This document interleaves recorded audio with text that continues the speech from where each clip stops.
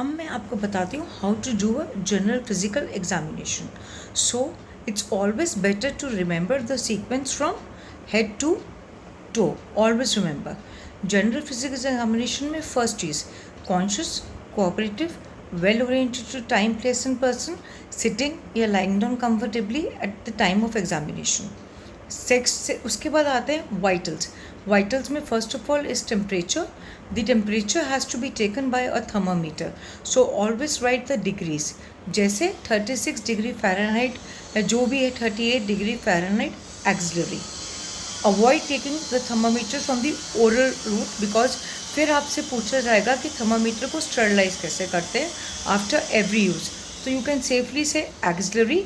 Core temperature के लिए उसके अंदर 1 to 1.5 डिग्रीज ऐड कर देना है. Heart rate, blood pressure and respiratory rate अगर गायनी केस है तो. ऑब्स्टेटिक्स में रेस्पिरेटरी रेट को अवॉइड करिए बोलना. फिर उसके बाद height, weight and BMI. BMI जो है गायनी केस में इम्पॉर्टेंट है. ऑब्स्टेटिक्स केस में BMI is only done as per the pre pregnancy weight और the weight at first booking. तभी BMI निकालना है प्री प्रेगनेंसी का. प्रेगनेंसी वेट जो करंट BMI है that is important only in gestational diabetes जब आपको डाइटरी मैनेजमेंट करना है. तो ये सब के बाद then you start from head to toe. अभी जो मैं आपको सीक्वेंस बताऊंगी अगर वो आप याद रखते हैं तो आपको ये एग्ज़ाम्स में लिखने की ज़रूरत नहीं पड़ेगी बार बार. सो सबसे पहले आपको देखने हेयर. हेयर में यू हैव टू से the here is normal in distribution, texture, pattern. Significance हो सकता है PCODs में एन ओवुलेशन में एंड कोई कार्सिनोमाज में जहाँ पे रिसीडिंग हेयर लाइन हो, कार्सिनोमा की वजह से हेयर ग्रोथ ना हो, इनफर्टिलिटी के पेशेंट्स में, मैल न्यूट्रिशन में, lacking in lustre and texture. तो आप हेयर बताएंगे normal in texture, distribution and pattern. उसके बाद आप बताएंगे you come to eyes. Eyes में आपको बताना है इक्ट्रस एंड पैलर. फिर आप आएंगे orodental hygiene.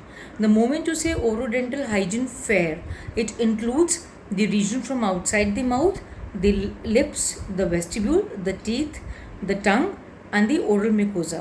So orodental hygiene will include everything starting from the cracking at the corners of the mouth जो आपको दिख सकती है in cases of malnutrition. Lips में कोई प्रॉब्लम हो, वेस्टिब्यूल में कोई टीथ में प्रॉब्लम हो, आपका ये कोई टंग में प्रॉब्लम हो जैसे एनीमिया के केसेस में you can find loss of tongue papillae, hypertrophy tongue, smooth plain tongue, ये सब आपको मिल सकते हैं. एंड पैलर तो देखना ही है. And the orodental, the oral mucosa.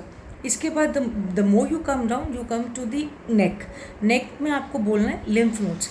तो lymph nodes not palpable, that आपको बोलना है. Avoid the term no lymph adenopathy because the moment you say lymph adenopathy it includes the pathological things also.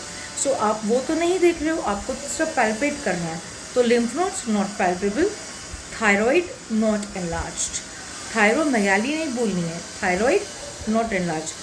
Trachea अगर normal patient है बहुत ज़रूरत नहीं है बोलने की.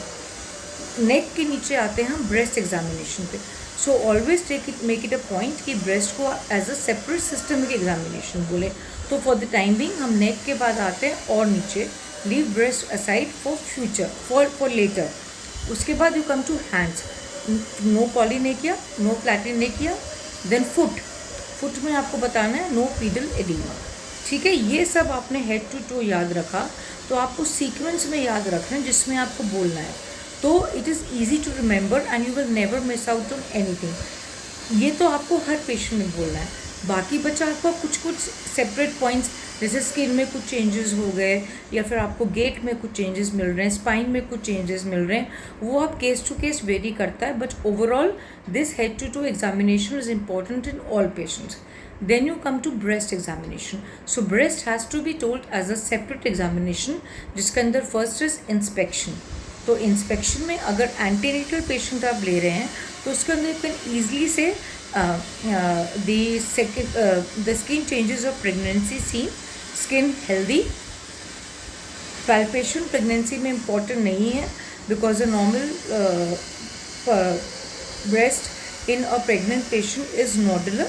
तो आपको सिर्फ ये बोलना है on inspection skin overlying healthy, and secondary and changes of pregnancy seen. बस nipple is everted and normal.